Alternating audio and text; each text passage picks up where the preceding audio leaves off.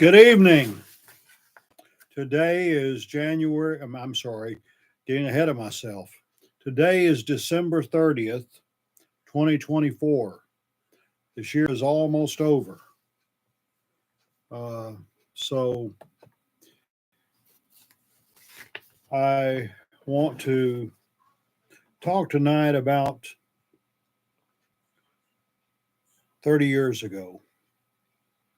An important year in history, important year of my life, 1994. I recently sent out Christmas letters, and I've observed I've been sending Christmas letters rather than cards for 30 years now. 1994 was the first year I've done this, and but in 1994, my family and I were living in Waco, which is my hometown. I was teaching at Paul Quinn College, which moved from Waco to Dallas in 1990. I was commuting. Actually, in the spring, I had an apartment on campus, so I was able to go up there and stay during the week and come home on weekends, and that was very handy. But I was completing my PhD at Baylor University, and my PhD was in world religions. I completed it in 1995. In 1994, by this time, I had obtained substantial progress toward completion of my degree. It was in December of 1992 that I completed all the required coursework. In September of 1993, I completed my preliminary exams, prelims, and I passed all four of them. Two of them were in world religions, one was in church history, and the other was in ethics. And so that was a big thing. The only thing that was left was my dissertation. And I had submitted a prospectus, and it was not very good at first. In December of 1993, the religion faculty at Baylor examined it, and while they didn't say no, this is no good or anything like that, they just said it needed some work. It needed to be revised and expanded, which it did. I mean, everything takes time. The title of my dissertation was "The Kabbalistic Thought of Eliphas Levi: Its Influence on Modern Occultism in America." It was on January 31st that of 94 I completed the prospectus, and I was elated. On February 7th, the prospectus was approved by the religion faculty. Interestingly enough, the subject of my dissertation, Eliphas Levi's, was born on February 8th of 1810, and Dr. John Johnson, my dissertation director, told the faculty to need to approve it tomorrow as this man's birthday. But on May 31st, I applied for a 1 year extension of time in view of the fact that there's an 8 year limit, at least there was at the time. It would run out on August 31st of that year. What happened was the um, they wanted you to finish the degree in 8 years. You could petition for a 1 year extension. In order to do that, though, you've had to completed all the classwork, uh, past prelims, and submitted the first chapter of the dissertation to the director. And I had done all that. It was possible to get a second year extension of 10 years was the absolute maximum. But in order to get the second extension, the director had to certify to the religion department that the substance of the dissertation had been completed. Thank God I didn't have to do that. But in the meantime, I was blessed in in many ways. Well, let me back up a little bit. On January 8th, I watched the annual United Negro College Fund telethon. Always enjoyed this event, being a firm believer in the idea that a mind is a terrible thing to waste. The spring semester at Paul Quinn started out on a bad note on January 19th. On this day, I was a victim of racial discrimination. That's right. Some would call it reverse discrimination. I had taught a class that I developed called the Black Experience in Religion. When I first became chair of the religion department in 1987, there were two courses in the catalog. I taught both of them that were one was called History of the Black Church and the other Introduction to the Black Religious Experience. These two courses were there was a lot of overlapping. So when we revised the curriculum in '88, I proposed uh, a combined course, The Black Experience in Religion. I got the title from a book by the late Dr. C. Eric Lincoln. And I developed this course and taught it 6 different times. I taught history of the Black Church once, an introduction to the Black religious experience once. So a total of 8 times. And all of a sudden, I was not qualified to teach the course. That was a real insult, expression of narrow minded bigotry. Subsequent events convinced me it was unlikely that this scene will be repeated. And the person that they gave the course to, they gave me an extra course in world religions. And this professor didn't do a very good job with the course. I think the person who made the decision, the dean, was later regretted it. That's just what I heard through the grapevine. But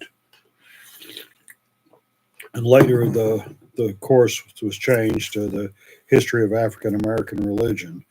They seem to be tripped up on the word experience. But okay, on January 20th, I applied for a United Negro College Fund Mellon grant to enable me to take a 1 year leave of absence.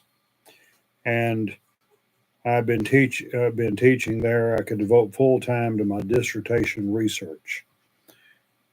Deborah and I had been married 17 years from 1977 to 1994. We were hit or miss when it came to tithing, to giving our 10% of our income to the church. And I prayed to God. I had tried to get a UNCF grant before, it had been turned down. I said, Lord, if you give me this grant, I'm going to start tithing and I'm not going to stop. On April 5th, I received the delightful news the grant had been approved. And that was in April. I knew the first installment wouldn't come till September. And that letter of approval came just uh, a few days after I prayed that prayer, and God spoke to me and said, you got to start tithing now. And I did. And we've done that ever since. But the spring semester as a whole went well. I taught classes in world religions and sociology religions. I revised some of my lectures for world religions. And some students went with me to celebrate such sacred occasions as Shrove Tuesday, Ash Wednesday, Palm Sunday, and Maundy Thursday. And I moved my belongings back to Waco, and some of my books went to my carrel at the Baylor Library, where I received permission to add 2 bookcases. All but one filing cabinet and some other books went to my house, my home office, because I wasn't going to be on the campus in Dallas. And by the way, the carrel I had, the study room in the basement of the Baylor Library, is the same one that I'd used 20 years earlier when I was working on my MA in Church and State. And interestingly enough, that it was in 1974 that I got approval for my master's thesis, the prospectus for the Nation of Islam, Belief and Practice in Light of the American Constitutional Principle of Religious Liberty. There was that, and also it was 20 years later that I received approval for the prospectus for my dissertation on Eliphas Levi. I received my master's in 1976. but they didn't have summer school at Paul Quinn. I delivered phone books and did some telemarketing for the Waco JCs, um, and for the Hard Texas Council for the Deaf later that year. And um,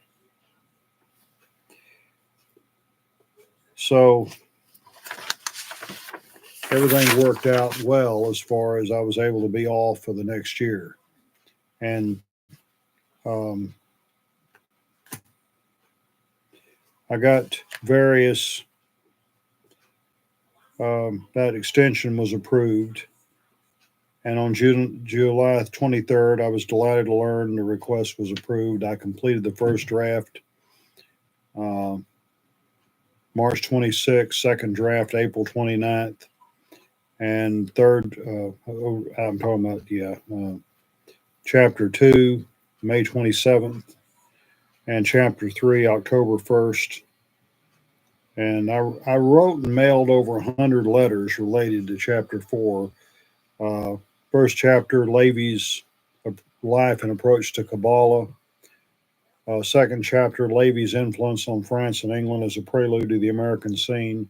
Chapter 3, Levi's Kabbalistic thought in America, Albert Pike. And chapter 4, Levi's Kabbalistic thought in America, religious movements. This was before the time of the wide use of emails, so I was still using snail mail then. And on December in Los Angeles. And I read two of his books and corresponded with him. And I remember a lot of people didn't answer those letters, but I very much appreciate those that did. Kirby Van Matter of the Theosophical Society provided a helpful letter, and this was toward the end of '94. And one of the things he said that was very meaningful, he said, as the new year unfolds, may it bring with it the happy completion of your project. And indeed it did. I wrote letters, I wrote articles for the Waco Citizen newspaper, was active in Modern Woodham America camp, and it also wrote some for Tiempo, the local Hispanic newspaper. And I wrote for Masonic publications like the Phylaxis, Texas Prince Hall Masonic Quarterly, and the Phyllis magazine, which is the Phyllis chapter is Ladies Auxiliary to the Phylaxis. My article on the cult of Isis, which was from it was adapted from a paper that I did for Archaeology of the Ancient Near East under Dr. Lynn Tatum in the fall of '92. I worked against the dead. I was sad when my friend Abdullah Hashim, also known as Walter K. Williams, was executed on October 5th. At the time, Ann Richards was governor of Texas and was facing a challenge from George W. Bush. Ann was the last Democrat to hold the governor's office. And I was very pleased, very excited when she got elected, but it didn't take for long for her to disappoint me, and carried out 49 executions. It was understood that if you ran for governor of Texas and opposed the death penalty, you were committing political suicide. And I knew she wasn't going to issue a stay of execution 30 days before an election. She lost the election, by the way. And I was involved in various fraternal activities.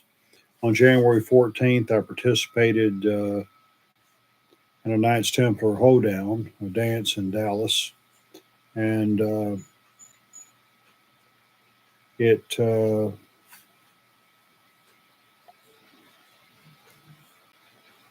January 20th, the day after I'd been removed from the class, two other nobles from Zakat Temple presented, the three of us came to an assembly there at Paul Quinn and presented a $500 check to the school.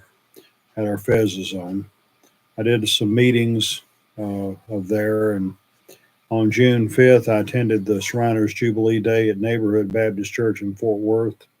June 25th, the Shrine Day dance at the Masonic Mosque in Fort Worth. By the way, an honoree at this event was Mary DeWitt, who was, though is she still living? She's the wife of Charles DeWitt, a good friend who passed earlier this year.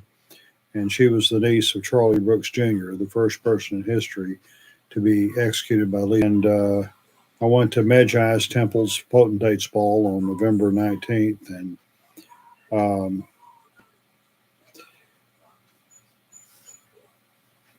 I earlier that year on March 5th, I attended the Phylacteries Society convention in Little Rock, and the Saturday night banquet. I had the pleasure of meeting Daisy Bates, a noted civil rights activist and a member of the Eastern Star. Her late husband, Elsie Bates, was a Prince Hall Mason. Daisy Bates was editor of the Arkansas State Press and president of the Arkansas NAACP in 1957 at the time of the desegregation of Central High School. And I went to a lot of different activities related to Prince Hall Masonry. On December 17th, I attended the Dallas Matrons Forum Christmas dinner at Terrell State Hospital, where I formerly worked. And sadly, they don't have that event anymore. It's on the adolescent unit the Saturday before Christmas, and I really enjoyed that event. And I became a life member of the DeMolay Alumni Association that year. It turned 75. The Order of DeMolay did. I was Master Counselor of Waco Chapter in 1970. Attended the Gemmell Memorial Breakfast on December 2nd at the Scottish Rite Temple in Waco, sponsored by the Texas Lodge of Research. And it's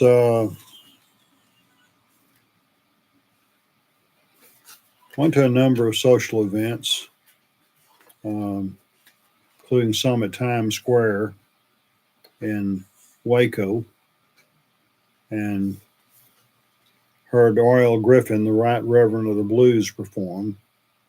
Also, we heard Vernon Crossroads Garrett perform. I'm at the crossroads. I have a choice to make. And I had tickets for the Christmas Eve show featuring Buddy Ace, another blues man. Tragically, he collapsed with a heart attack and died en route to the hospital as he was beginning his fourth number. I arrived too late to hear him sing.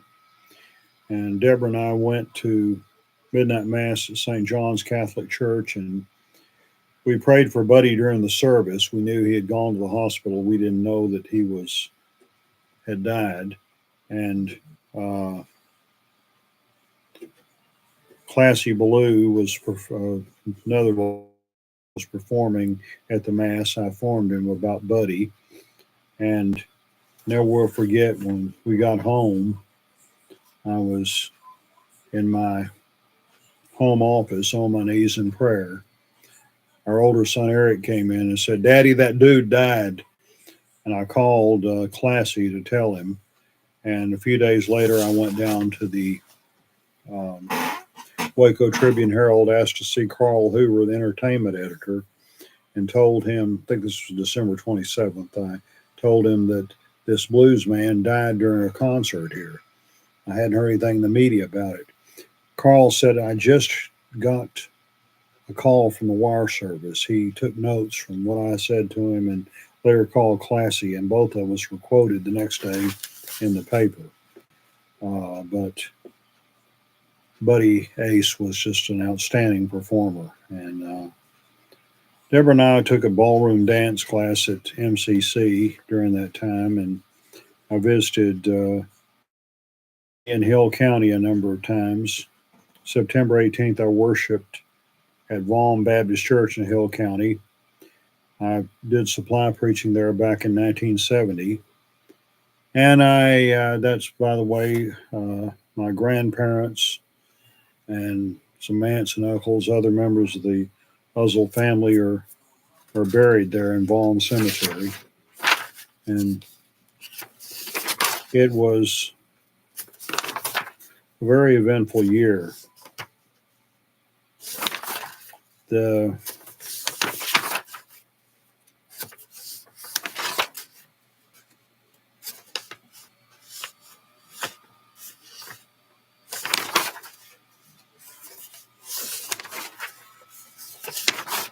I wasn't pastoring at the time. I was on educational leave, and I preached at a number of different churches. We were members of Edwards Chapel AME Church in Waco. I preached there 8 times, once at Faith Baptist Church and once at my beloved Pleasant Hill Baptist Church in Whitney. I participated, or at least attended, a number of different events, including Holy Name of Jesus at St. Paul's Episcopal Church on January 1st, celebrated Epiphany and visited St. Albans Episcopal Church at both St. Paul's Episcopal Church in Waco and St. Paul's in Dallas, and went there for a pancake supper and Ash Wednesday, and celebrated Palm Sunday with Prince Hall Masonic family at St. James United Methodist. Went to the Maundy Thursdays celebration of the Dale Consistory at Good Street Baptist Church in Dallas. That was on March 31st. I went back to St. Paul's in Waco for Good Friday. They had always enjoyed Good Friday at St. Paul's. It would start at 12 and end at 3. A lot of people who worked downtown would attend the service, and it was always in the bulletin. They realized a lot of people would come on their lunch hour. And to be less disruptive, if you have to leave, please leave during the singing of the hymn. But I went to the Episcopal Church of the Holy Spirit that night